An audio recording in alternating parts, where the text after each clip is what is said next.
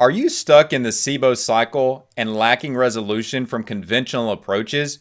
Herbal antimicrobials and antibiotics are considered the go-to course of action for SIBO. But is it possible that adding more microbes to your gut rather than trying to kill them could be an effective strategy? Saccharomyces Boulardii, a unique probiotic, may be your next move in overcoming SIBO.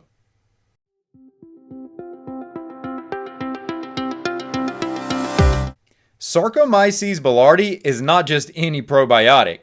With the ability to inhibit the growth of opportunistic organisms, support the immune system in the gut, and assist with the repair of the gut lining, Saccharomyces Boulardii packs an impressive punch.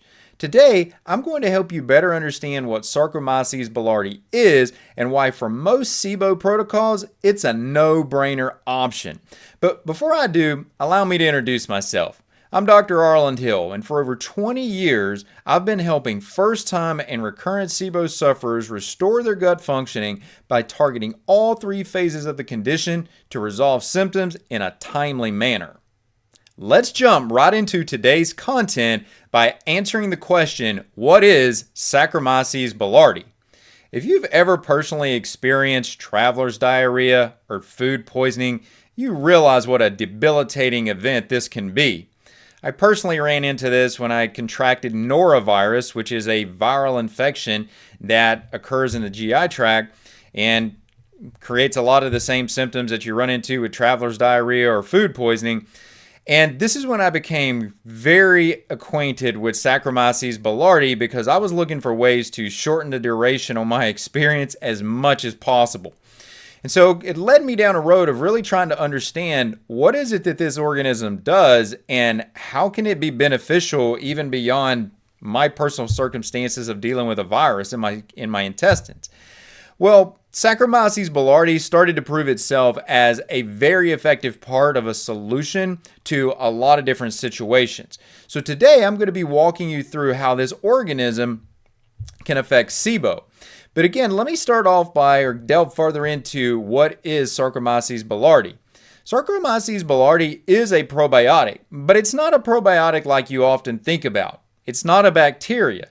It's actually a yeast. Some of you may refer to this as a fungus. But in doing so, it's going to have some different behavioral patterns than what we think about with a probiotic bacteria. And these different behavioral patterns are all positive. This is an organism that is extremely beneficial in many situations. It's really best known for treating diarrhea symptoms.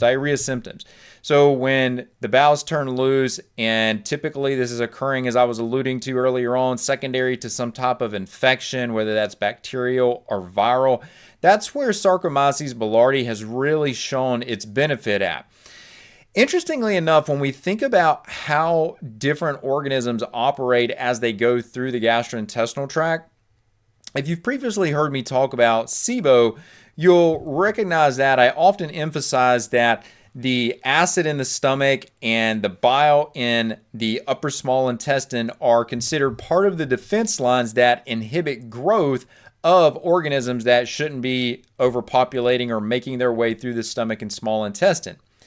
Saccharomyces Boulardii is very interesting, however, in that conversation in that it is resistant to low pHs, so an acidic environment like you would find in the stomach.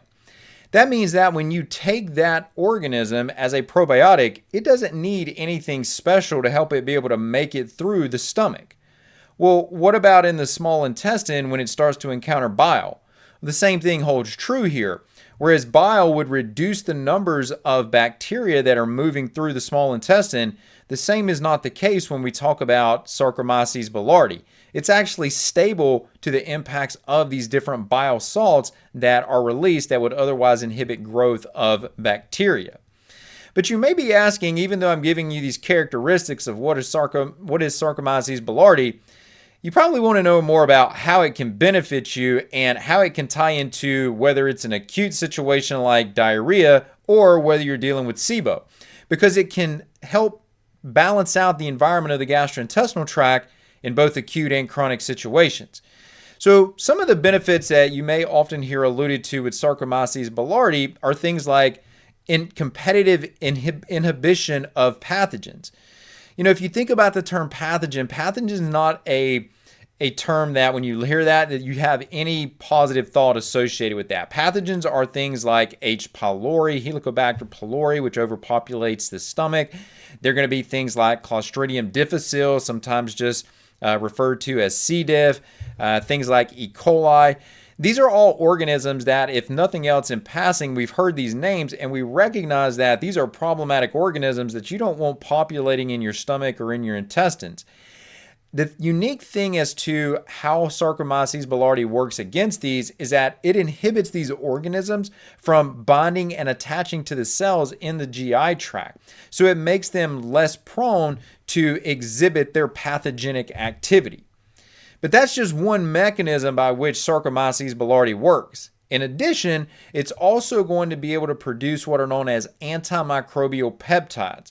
And this is especially true against certain bacteria, against Candida albicans, which is known to be an opportunistic fungus. So that would be more of a problematic fungus as opposed to Saccharomyces that we're talking about today, which is going to be beneficial. But these antimicrobial peptides or compounds that are produced, they're not just, I shouldn't just refer to these as peptides because that's not technically accurate. They're also in other categories as well. They go by such names as organic acids, bactericins, hydrogen peroxide will be a name that you'll recognize. They even go as far as, get this guys, producing acetic acid. Now, acetic acid maybe on the surface doesn't resonate with you, but if I give you the conventional or common name for that, which is vinegar, then you'll appreciate that name. Saccharomyces boulardii has the ability to produce this acetic acid, which lowers the pH, which inhibits the growth of these organisms that we don't want in the gut. But it's not just about inhibiting the binding or attachment of these pathogens or secreting compounds that are going to help destroy them. It also does things beyond that for the immune system and the lining of the gut. So for example, as it relates to the immune system, Saccharomyces boulardii can actually bind toxins that would generally start to act as irritants and kick the inflammatory processes locally in the gut into motion. And so if it binds that toxin initially, that cascade never gets kicked into gear and you don't experience the effects of that. So maybe in another way, we could look at this as an inflammatory inhibitor. It inhibits the inflammatory process from taking off and getting out of control. In addition, as part of its role in the immune system, it's also going to increase immunoglobulins. Immunoglobulins are our immune system proteins. They're going to help bind up the different triggers to the immune system and neutralize those to make sure that they, again, don't overstimulate the immune system and become problematic. Saccharomyces boulardii is going to have direct interaction with the immune cells to be able to facilitate these mechanisms that I'm telling you about right now. And when you think about the immune system operates in two different phases. It operates in what's known as the innate immune system and the adaptive immune system. The innate immune system is that very first response of going in, and it's a very generic response.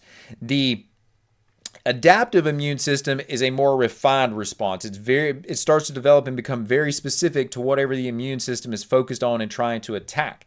Saccharomyces boulardii actually enhances both innate and adaptive phases of the immune system. And while it may seem like some of the things that I'm saying here, or all the things that I'm saying actually up to this point, are occurring locally in the gut, that doesn't mean that that's where the benefits for Saccharomyces boulardii in that. Yes, these responses that I'm telling you with the different phases of the immune system, that's occurring locally and systemically throughout the body.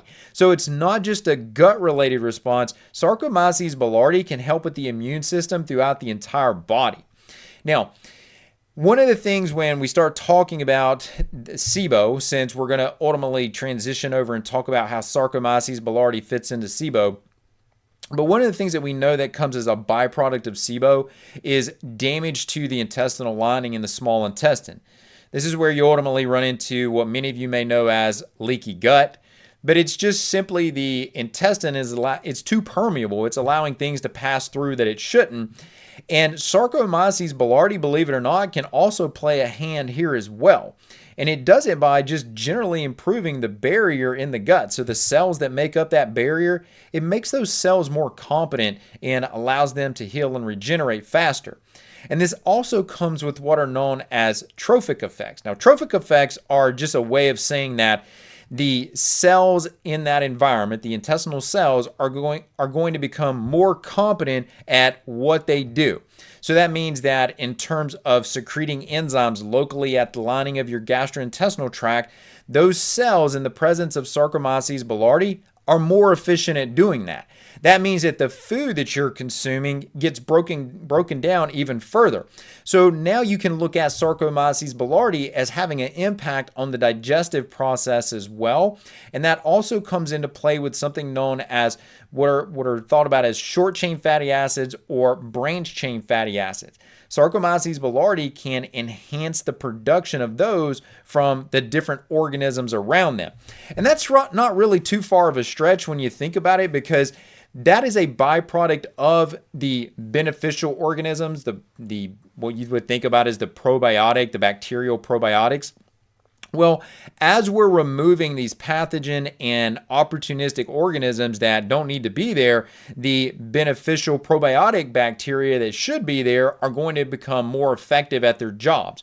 And part of their jobs are producing these short chain fatty acids and branch chain fatty acids that are going to continue to enhance the growth of other probiotic species. They're going to support the lining of the gastrointestinal tract. They're going to have systemic metabolic functions. They're going to impact tissues like the brain, the muscle, the liver. I mean, these are important compounds, but the point to this conversation is that Saccharomyces Boulardii can do all of these things. It has a hand in all of these. So you may be asking, well, why don't we take this stuff all the time? Hold on to that thought. I'm going to get to that and talk about what the reality of using Saccharomyces Boulardii is and how it should be considered in a protocol or any type of routine. So let's look at what some might think about, kind of transitioning here. Those are all the benefits, but let's talk about what Saccharomyces Boulardii can't do. Because I think if you understand what Saccharomyces Boulardii can't do, then you're going to have an appreciation for how to use it and where it fits in when we start talking about SIBO or other applications. Saccharomyces Boulardii is, when you consume that and use that as a supplement, it's quickly removed from the GI tract in healthy individuals.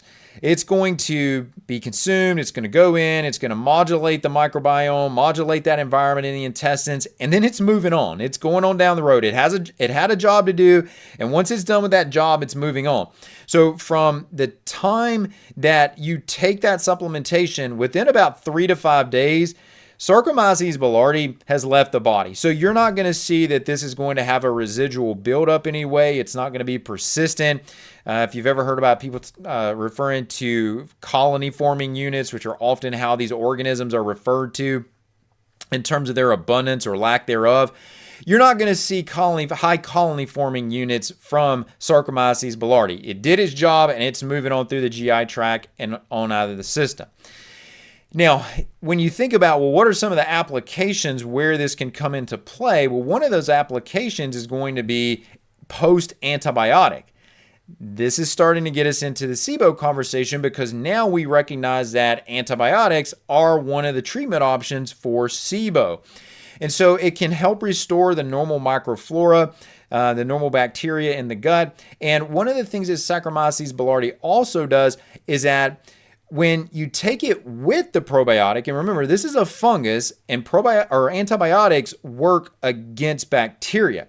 So when you take Saccharomyces Boulardii with an antibiotic, there's not going to be as much damage and fallout from the antibiotic as there would be if you were not consuming Saccharomyces Boulardii with that.